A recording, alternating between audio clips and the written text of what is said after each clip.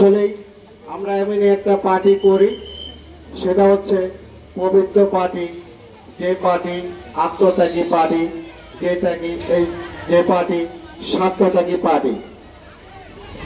আমরা এমন একটি রাষ্ট্র চাই জাকের পার্টির মাধ্যমে, যে পার্টি আজকে 35টি বছর ধরে কাজ করে যাচ্ছে মদিনালা সেই হোসেন ইসলামকে প্রতিষ্ঠা করার লক্ষ্যে। আজকে আমার ভাই বোনেরা অনেক কষ্ট করে এসেছেন। আপনারা কেমন আছেন সবাই? আল্লাহ পাক আপনাদেরকে রহমত বর্ষিত করুন। আমার দেওয়ার কিছু নাই, আমি শুধুমাত্র আপনাদেরকে বুক ভরে ভালোবাসা দিতে পারবো আর গোলাপের সুবাস দিতে পারবো। গোলাপের শুভেচ্ছা জানিয়ে আমি আমার আলোচনা শুরু করছি।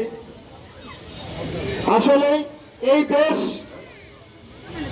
ওলি আল্লাহর দেশ, ওলি আল্লাহর ইতিহাস 700 বছর আগের ইতিহাস। এই দেশ বিশ্ব আলীর বাংলাদেশ, এই দেশ হাজী শরিয়তুল্লাহর দেশ, এই দেশ মোস্তফা আমির ফয়সালের দেশ, এই দেশ আমাদের সকল 30 লক্ষ শহীদদের বিনিময় আমরা যে বাংলাদেশ পেয়েছি, সেই 30 লক্ষ শহীদের আত্মার এই বাংলাদেশ। এখনো স্বাধীনতার 54 বছর পরে এসেও আমরা এখনো স্বাধীনতার স্বাদ খুঁজে পাই নাই।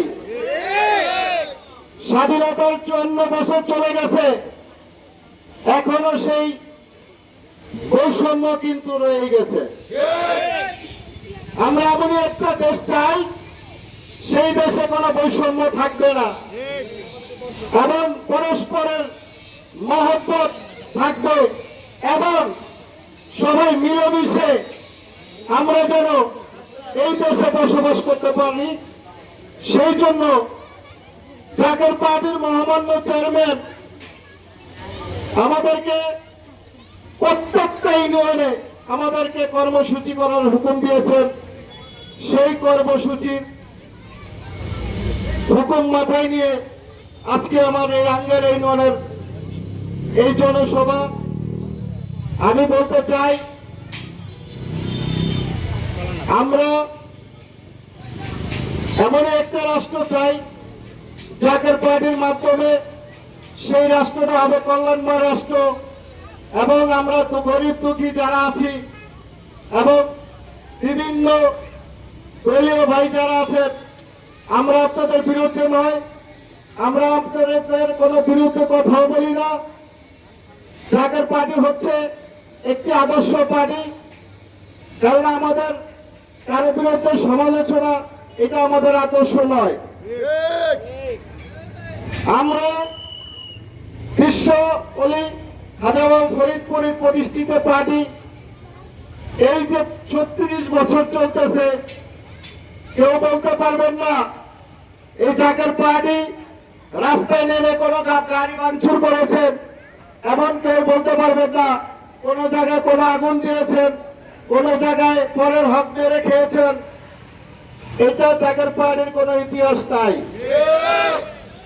আমাদের ইতিহাস আদর্শের ইতিহাস এবং জাকের পার্টির নেতৃবৃন্দ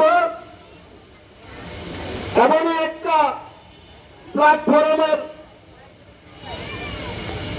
অভ্যাসে উপস্থিত, শুধুমাত্র মহব্বত আর মহব্বত ছাড়া আমাদের জাকের পার্টির নেতৃবৃন্দের ভিতরে কিছুই নাই।